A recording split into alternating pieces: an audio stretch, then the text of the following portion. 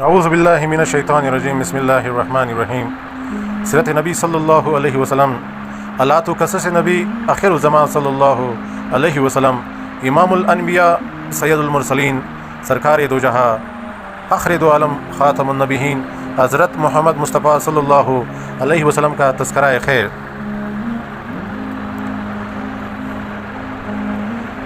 سیرت نبی صلی اللہ علیہ وسلم باب نمبر 34 حق دلوا دیا۔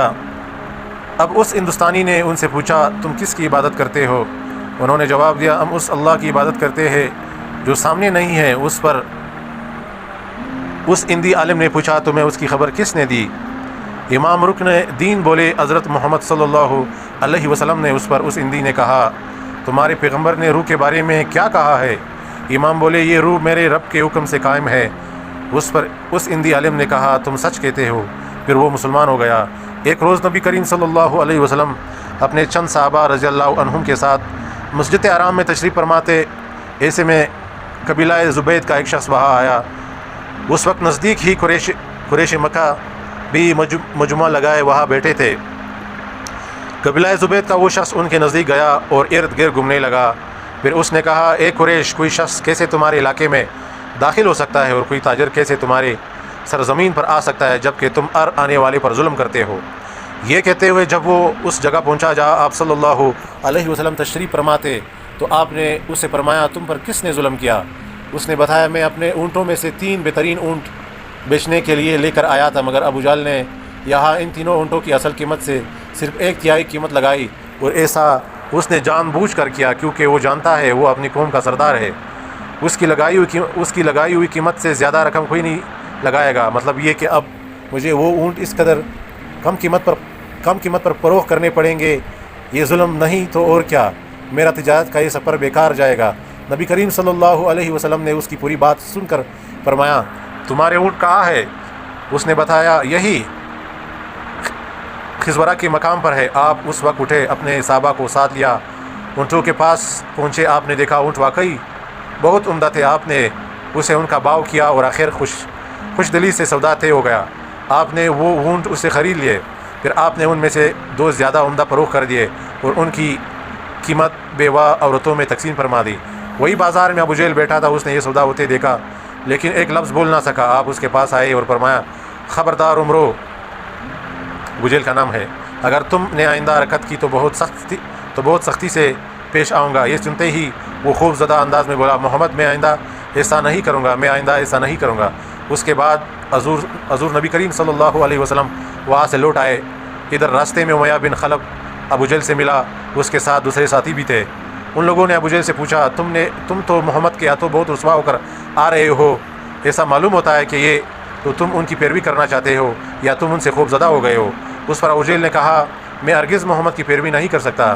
میری جو کمزوری تم نے دیکھی ہے اس کی وجہ یہ ہے کہ جب میں نے محمد صلی اللہ علیہ وسلم کو دیکھا تو ان کے دائیں بائیں بہت سارے آدمی نظر آئے، ان کے ہاتھوں میں نیزے اور بالے تھے اور وہ ان کو میری طرف لہرا رہے تھے۔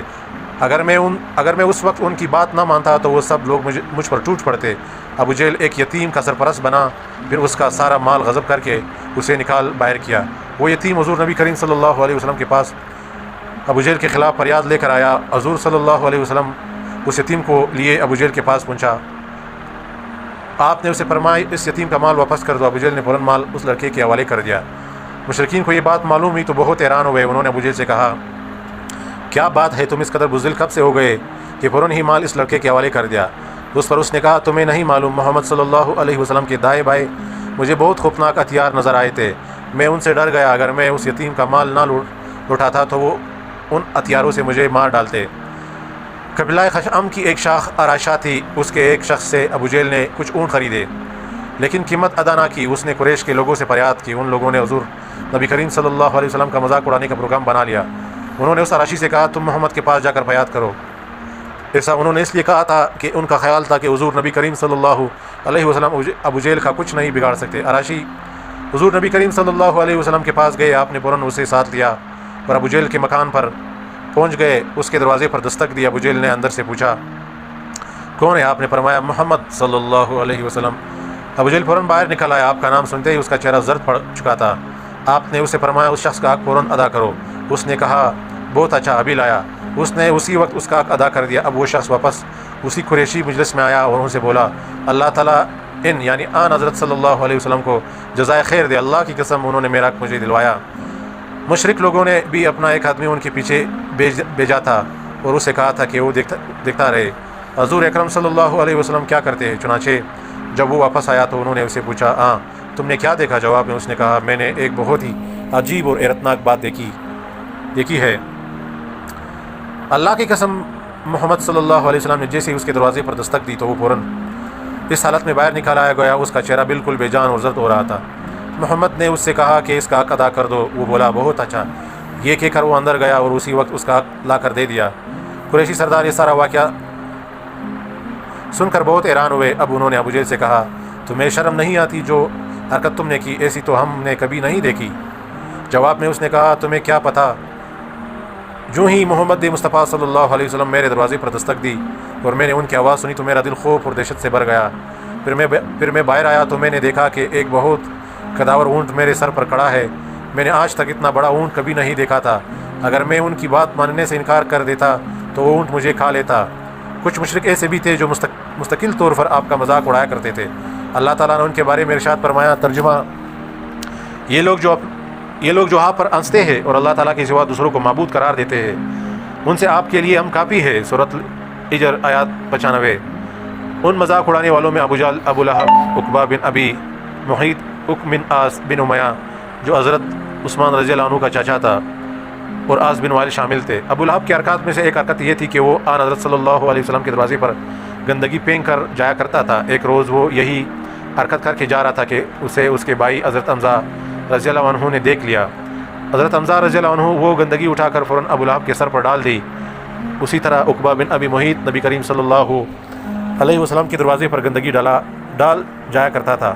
عقبہ نے ایک روز آپ کے چہرہ مبارک کی طرف تھوکا، وہ تھوک لوٹ کر اسی کے چہرے پر آ پڑا۔ جس حصے پر وہ تھوک کر گرا وہاں کوڑا جیسا نشان بن گیا۔ ایک مرتبہ عقبہ بن ابی معیط سفر سے واپس آیا تو اس نے ایک بڑی دعوت دی، تمام قریشی سرداروں کو کھانے پر بلایا۔ اس موقع پر اس نے آن حضرت صلی اللہ علیہ وسلم کو بھی بلایا، مگر جب کھانا مہمانوں کے سامنے چنا گیا تو آپ صلی اللہ علیہ وسلم نے کھانے سے انکار کر دیا اور فرمایا میں اس وقت تک تمہارا کھانا نہیں کھاؤں گا جب تک کہ تم یہ نہ کہو اللہ تعالیٰ کے سوا کوئی عبادت کے لائق نہیں۔ چونکہ مہمان نوازی عرب لوگوں کی خاص علامت تھی اور وہ مہمان کو کسی قیمت پر ناراض نہیں ہونے دیتے تھے، اس لیے عقبہ نے کہہ دیا میں گواہی دیتا ہوں کہ اللہ کے سوا کوئی معبود نہیں۔ یہ سن کر آپ صلی اللہ علیہ وسلم نے کھانا کھا لیا۔ کھانے کے بعد سب لوگ اپنے گھر چلے گئے۔ عقبہ بن ابی معیط ابی بن خلف کا دوست تھا، لوگوں نے اسے بتایا کہ عقبہ نے کلمہ پڑھ لیا۔ ابی بن خلف اس کے پاس آیا اور بولا عقبہ کیا تم بے دین ہو گئے ہو؟ جواب میں اس نے کہا خدا کی قسم میں بے دین نہیں ہوا، یعنی مسلمان نہیں ہوا۔ بات صرف اتنی سی ہے کہ ایک معزز آدمی میرے گھر آیا اور اس نے یہ کہہ دیا کہ میں جب تک اس کے کہنے کے مطابق توحید کی گواہی نہیں دوں گا وہ میرے ہاں کھانا نہیں کھائے گا۔ مجھے اس بات سے شرم آئی کہ ایک شخص میرے گھر آئے اور کھانا کھائے بغیر چلا جائے، اس لیے میں نے وہ الفاظ کہہ دیے۔ اس نے کھانا کھا لیا، لیکن سچ یہی ہے کہ میں نے وہ کلمہ دل سے نہیں کہا تھا۔ یہ بات سن کر ابی بن خلف کا اطمینان نہ ہوا۔ اس نے کہا میں اس وقت تک نہ اپنی شکل تمہیں دکھاؤں گا نہ تمہاری شکل دکھاؤں گا جب تک کہ تم محمد کا منہ نہ چڑھاؤ، ان کے منہ پر نہ تھوکو، ان کے منہ پر نہ مارو۔ یہ سن کر عقبہ نے کہا یہ میرا تم سے وعدہ ہے۔ اس کے بعد جب حضور نبی کریم صلی اللہ علیہ وسلم اس بدبخت کے سامنے آئے، اس نے آپ کا منہ چڑھایا، آپ کے چہرہ مبارک پر تھوکا، لیکن اس کا تھوک آپ کے چہرہ مبارک تک نہ پہنچا بلکہ خود اس کے منہ پر آ کر گرا۔ اس نے محسوس کیا گویا آگ کا کوئی انگارہ اس کے چہرے پر آ گیا، اس کے چہرے پر جلنے کا نشان باقی رہ گیا اور مرتے دم تک رہا۔ اسی عقبہ بن معیط کے بارے میں سورہ فرقان کی آیات 37 نازل ہوئی۔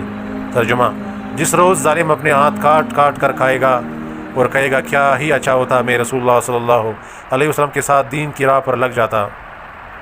اس آیات کی تفسیر میں لکھا ہے جس روز ظالم آدمی جہنم میں کونی تک اپنا ایک ہاتھ دانتوں سے کاٹے گا، پھر دوسرے ہاتھ کو کاٹ کر کھائے گا، جب دوسرا کھا چکے گا تو پہلا پھر اگ آئے گا اور وہ اس کو کھانے لگے گا۔ غرض اس طرح کرتا رہے گا۔ اسی طرح حکم بن عاص بھی آن حضرت صلی اللہ علیہ وسلم کے ساتھ مسخرہ پن کرتا تھا۔ ایک روز آپ صلی اللہ علیہ وسلم چلے جا رہے تھے، یہ آپ کے پیچھے چل پڑا، آپ کا مذاق اڑانے کے لیے منہ اور ناک سے طرح طرح کی آوازیں نکالنے لگا۔ آپ چلتے چلتے اس کی طرف موڑے اور فرمایا تو ایسا ہی ہو جا۔ چنانچہ اس کے بعد یہ ایسا ہو گیا تھا آپ وسلم نے فرمایا تو ایسا ہی ہو جا۔ چنانچہ اس کے بعد یہ ایسا ہو گیا تھا کہ اس کے منہ اور ناک سے ایسی ہی آوازیں نکلتی رہتی تھی۔ 1 ماہ تک یہ بے ہوشی کی حالت میں رہا۔ اس کے بعد مرنے تک اس کے منہ اور ناک سے ایسی ہی آوازیں نکلتی رہی۔ اس طرح عاص بن وائل بھی آپ صلی اللہ علیہ وسلم کا مذاق اڑایا کرتا تھا۔ وہ کہا کرتا تھا، محمد صلی اللہ علیہ وسلم اپنے آپ کو اور اپنے ساتھیوں کو نعوذ باللہ یہ کہہ کر دھوکہ دے رہے کہ وہ مرنے کے بعد دوبارہ زندہ کیے جائیں گے۔ خدا کی قسم ہماری موت صرف زمانے کی گردش اور وقت کے گزرنے کی وجہ سے آتی ہے۔ اسی عاص بن وائل کا ایک واقعہ اور ہے۔ حضرت خباب بن ارت رضی اللہ عنہ مکہ میں لوہار کا کام کرتے تھے، تلوار بناتے تھے۔ انہوں نے عاص بن وائل کو کچھ تلواریں فروخت کی تھی، ان کی اس نے ابھی قیمت ادا نہیں کی تھی۔ خباب بن ارت رضی اللہ عنہ اس سے قیمت کا تقاضا کرنے کے لیے گئے تو اس نے کہا، خباب تم محمد کے دین پر چلتے ہو، کیا وہ یہ دعویٰ نہیں کرتے کہ جنت والوں کو سونا چاندی، قیمتی کپڑے، خدمتگار اور اولاد مرضی کے مطابق ملے گی؟ حضرت خباب بن ارت رضی اللہ عنہ بولے، ہاں یہ بات ہے۔ اب عاص نے اسے کہا، میں اس وقت تک تمہارا قرض نہیں دوں گا جب تک کہ تم محمد کے دین کا انکار نہیں کرو گے۔ جواب میں حضرت خباب بن ارت رضی اللہ عنہ نے فرمایا، اللہ کی قسم میں محمد صلی اللہ علیہ وسلم کا دین نہیں چھوڑ سکتا۔ اسی طرح ان مذاق اڑانے والوں میں سے ایک اسود بن یغوث بھی تھا۔ یہ حضور صلی اللہ علیہ وسلم کا ماموزاد تھا۔ جب بھی مسلمانوں کو دیکھتا تو اپنے ساتھیوں سے کہتا، دیکھو تمہارے سامنے روئے زمین کے وہ بادشاہ آ رہے ہیں جو کسریٰ اور قیصر کے وارث بننے والے ہیں۔ یہ بات وہ اس لیے کہتا تھا کیونکہ صحابہ رضی اللہ عنہ میں سے اکثر کے لباس پٹھے پرانے ہوتے تھے، وہ مفلس اور نادار تھے، اور آپ صلی اللہ علیہ وسلم یہ پیشگوئی فرما چکے تھے کہ مجھے ایران اور روم کی سلطنتوں کی کنجیات دی گئی ہے۔ اسود آپ صلی اللہ علیہ وسلم سے یہ بھی کہا کرتا تھا، محمد آج تم نے آسمانوں کی باتیں نہیں سنائی، آج آسمان کی کیا خبریں ہیں؟ یہ اس کے ساتھی جب آپ صلی اللہ علیہ وسلم اور آپ صلی اللہ علیہ وسلم کے صحابہ رضی اللہ عنہم کو دیکھتے تو سیٹیاں بجاتے تھے، آنکھیں مٹکاتے تھے۔ اسی قسم کا ایک آدمی نظر بن عارش تھا، یہ بھی آپ صلی اللہ علیہ وسلم کا مذاق اڑانے والوں میں شامل تھا۔ ان میں سے اکثر لوگ ہجرت سے پہلے ہی مختلف آفتوں اور بلاؤں میں گرفتار ہو کر ہلاک ہو گئے۔ ان مذاق اڑانے والوں میں سے ایک حضرت خالد بن ولید رضی اللہ عنہ کا باپ والد بن مغیرہ بھی تھا۔ یہ ابو جہل کا چاچا تھا، قریش کے دولت مند لوگوں میں سے اس کا شمار ہوتا تھا۔ حج کے زمانے میں تمام حاجیوں کو کھانا کھلاتا تھا، کسی کو چولہا نہیں جلانے دیتا تھا۔ لوگ اس کی بہت تعریف کرتے تھے، اس کے قصیدے پڑھتے تھے۔ اس کے بہت سے باغات تھے۔ ایک باغ تو ایسا تھا جس میں تمام سال پھل لگتا تھا، لیکن اس نے آپ صلی اللہ علیہ وسلم کو اس قدر تکالیف پہنچایا کہ آپ صلی اللہ علیہ وسلم نے اس کے لیے بددعا فرما دی۔ اس کے بعد اس کا تمام مال ختم ہو گیا، باغات تباہ ہو گئے۔ پھر حج کے دنوں میں کوئی اس کا نام لینے والا بھی نہ رہا۔ ایک روز جبریل علیہ السلام آپ صلی اللہ علیہ وسلم کے پاس تشریف لائے۔ اس وقت آپ صلی اللہ علیہ وسلم بیت اللہ کا طواف کر رہے تھے۔ جبریل علیہ السلام نے آ کر عرض کیا، مجھے حکم دیا گیا ہے کہ میں آپ صلی اللہ علیہ وسلم کو مذاق اڑانے والوں سے نجات دلاؤ۔ ایسے میں ولید بن مغیرہ ادھر سے گزرا۔ جبریل علیہ السلام نے آپ صلی اللہ علیہ وسلم سے پوچھا، آپ صلی اللہ علیہ وسلم اسے کیسا سمجھتے ہیں؟ آپ صلی اللہ علیہ وسلم نے فرمایا، اللہ تعالیٰ کا برا بندہ ہے۔ یہ سن کر جبریل علیہ السلام نے ولید کی پنڈلی کی طرف اشارہ کیا اور بولے، میں نے اسے انجام تک پہنچا دیا۔ پھر عاص بن وائل سامنے سے گزرا تو جبریل علیہ السلام نے پوچھا، اسے آپ صلی اللہ علیہ وسلم کیسا آدمی پاتے؟ آپ صلی اللہ علیہ وسلم نے فرمایا، یہ بھی ایک برا بندہ ہے۔ حضرت جبریل علیہ السلام نے اس کے پیر کی طرف اشارہ کیا اور پھر بولے، میں نے اس سے انجام تک پہنچا دیا۔ اس کے بعد اسود وہاں سے گزرا۔ اس کے بارے میں آپ صلی اللہ علیہ وسلم نے یہی فرمایا کہ برا آدمی۔ حضرت جبریل علیہ السلام نے اس کی آنکھ کی طرف اشارہ کیا اور بولے، میں نے اسے انجام تک پہنچا دیا۔ پھر حارث بن عطیلہ گزرا۔ حضرت جبریل علیہ السلام نے اس کے پیٹھ کی طرف اشارہ کر کے کہا، میں نے اسے انجام تک پہنچا دیا۔ اس واقعے کے بعد اسود بن یغوث اپنے گھر سے نکلا تو اس کو لوکے تپیڑوں نے جلسا دیا۔ اس کا چہرہ جل کر بالکل سیاہ ہو گیا۔ جب یہ واپس اپنے گھر میں داخل ہوا تو گھر کے لوگ اسے پہچان نہ سکے۔ انہوں نے اسے گھر سے نکال دیا اور دروازے بند کر دیا۔ اس کے ساتھ ہی زبردست پیاس میں مبتلا ہو گیا۔ مسلسل پانی پیتا رہتا تھا، یہاں تک کہ اس کا پیٹ پھٹ گیا۔ حارث بن عطیلہ کے ساتھ یہ ہوا کہ اس نے ایک نمکین مچھلی کھا لی۔ اس کے بعد اسے شدید پیاس نے آ لیا۔ یہ پانی پیتا رہا یہاں تک کہ اس کا بھی پیٹ پھٹ گیا۔ ولید بن مغیرہ ایک روز ایک شخص کے پاس سے گزرا۔ وہ شخص تیر بنا رہا تھا۔ اتفاق سے ایک تیر اس کے کپڑوں میں الجھ گیا۔ ولید نے تکبر کی وجہ سے جھک کر اس کا تیر نکالنے کی کوشش نہ کی اور آگ بڑھنے لگا تو وہ تیر اس کی پنڈلی میں چھپ گیا۔ اس کی وجہ سے زہر پھیل گیا اور وہ مر گیا۔ عاص بن وائل کے تلوے میں ایک کانٹا چبھا۔ اس کی وجہ سے اس کے پیر پر اتنا ورم آ گیا کہ وہ چکی کے پاٹ کی طرح چپٹا ہو گیا۔ اسی حالت میں اس کی موت واقع ہو گئی۔ حضرت ابن عباس کی روایت کے مطابق یہ لوگ ایک ہی رات میں ہلاک हलाक हुए थे। नबी करीम सल्लल्लाहु अलैहि वसल्लम ने महसूस फरमाया कि कुरैश मक्का मुसलमानों को बेताशा तकालीफ पहुँचा रहे हैं और मुसलमानों में अभी इतनी ताकत नहीं कि उस बारे में कुछ कह सके। चुनांचे आप सल्लल्लाहु अलैहि वसल्लम ने मुसलमानों से फरमाया, तुम लोग रोए ज़मीन पर इधर उधर फैल जाओ, अल्लाह ताला फिर तुम्हें एक जगह जमा फरमा देगा। हम कहाँ जाए? सहाबा कराम रज़ियल्लाहु अन्हुम ने पूछा। आप सल्लल्लाहु अलैहि वसल्लम ने मुल्क हबशा की तरफ इशारा करते हुए फरमाया, तुम लोग मुल्क हबशा की तरफ चले जाओ, इसलिए कि वहाँ का बादशाह नेक है, वो किसी पर जुल्म नहीं होने देता, वो सच्चाई की सरजमीन है।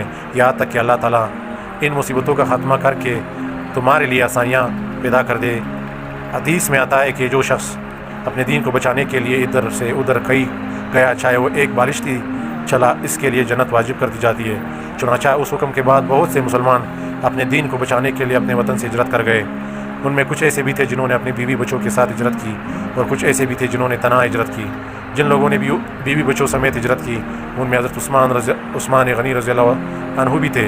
उनके साथ उनकी बीवी यानी आप सल्लल्लाहु अलैहि वसल्लम की साहिबजादी हज़रत रुक़या रज़ियल्लाहु तआला अन्हु भी हिजरत कर गई। हज़रत उस्मान गनी रज़ियल्लाहु अन्हु सबसे पहले हिजरत करने वाले शख्स है। सुबहान अल्लाह।